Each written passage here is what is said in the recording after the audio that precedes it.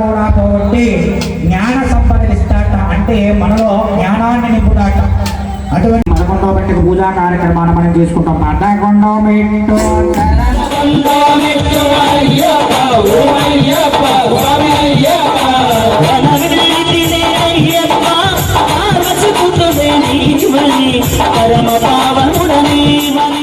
అదేవిధంగా 11వ మెట్టుకు పూజా కార్యక్రమాన్ని మనం చేసుకున్న తర్వాత 12వ మెట్టుకు పూజా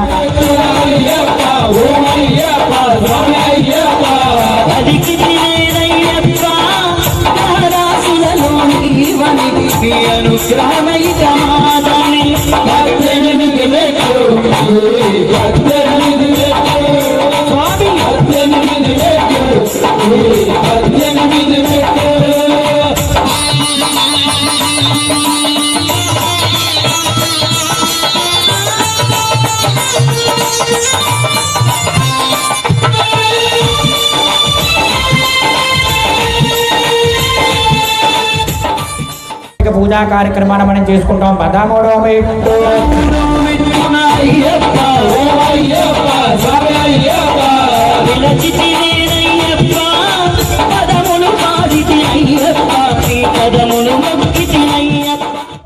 ఈ యొక్క 14వ మెట్టుకి అసత్యమయ్యేది కూడా మాట్లాడకూడట, అంతా కూడా సత్యమే మాట్లాడాలట.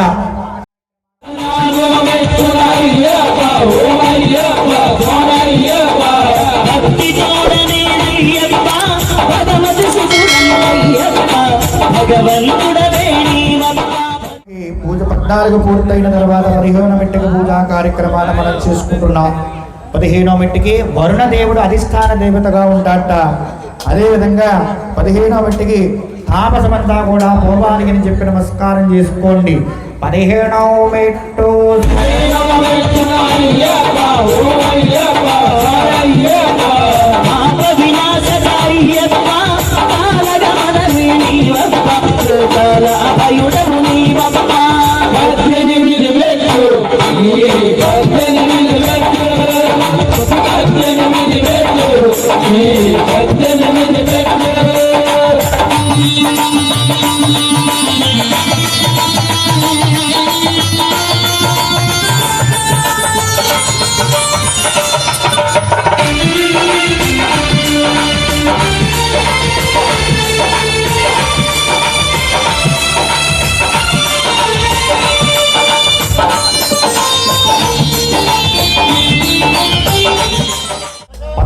మెట్టుకి పూజా కార్యక్రమాన్ని మనం చేసుకుంటున్నాం. ఈ యొక్క 16వ మెట్టుకి రాజసము, అంటే ఈ యొక్క మాలధారణ చేసిన తర్వాత నియమనిష్టలతో ఉండాలి అని చెప్పి, అదేవిధంగా ఈ యొక్క 16వ మెట్టుకి వాయుదేవుడు అధిష్టాన దేవతగా ఉంటాడట. వాయుదేవుని మనం అధిష్టాన దేవతగా కర్మం చేసుకున్న తర్వాత 17వ మెట్టుకి పూజా కార్యక్రమాన్ని మనం చేసుకుంటున్నాం. ఈ యొక్క 17వ మెట్టుకి అధిష్టాన దేవత ఎవరయ్యా అంటే కుబేర స్వామిట. కుబేరుడు అధిష్టాన దేవతగా ఉంటాడట. అదేవిధంగా మంచి విద్యా బుద్ధులు రావాలి అని చెప్పి యొక్క 17వ మెట్టుకి పూజా కార్యక్రమాన్ని మనం చేసుకుంటున్నాం. 17వ మెట్టు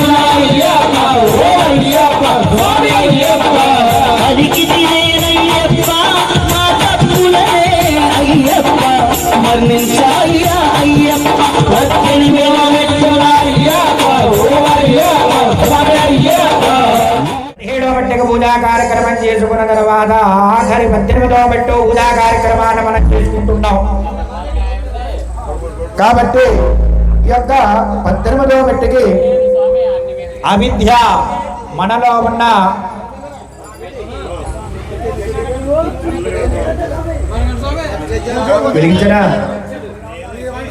జ్ఞాన సంపదని ఇవ్వాలని చెప్పి, మనలో ఉన్న అవివేకానందా కూడా పోవాలి అని చెప్పి జ్ఞాన సంపదని ఇవ్వాలి అని చెప్పి యొక్క 18వ మెట్టుకి ఈశాన్య దేవుణ్ణి మనం ఆవాహన కార్యక్రమాన్ని మనం చేసుకుంటున్నాం ఈశాన్యుణ్ణి.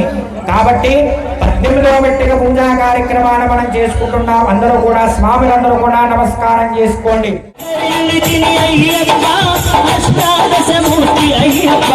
అన్నదాన ప్రభుకే అయ్యప్ప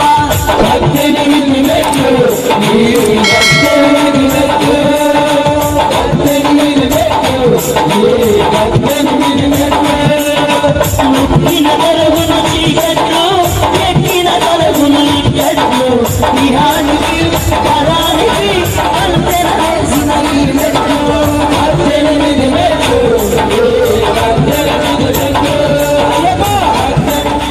పూజా కార్యక్రమం చేసుకున్న తర్వాత ఆ యొక్క అయ్యప్ప స్వామి వారికి పంచామృతాలతో అదే విధంగా పళ్ళరసాలతో పదినెట్టాంబడి గదిపతి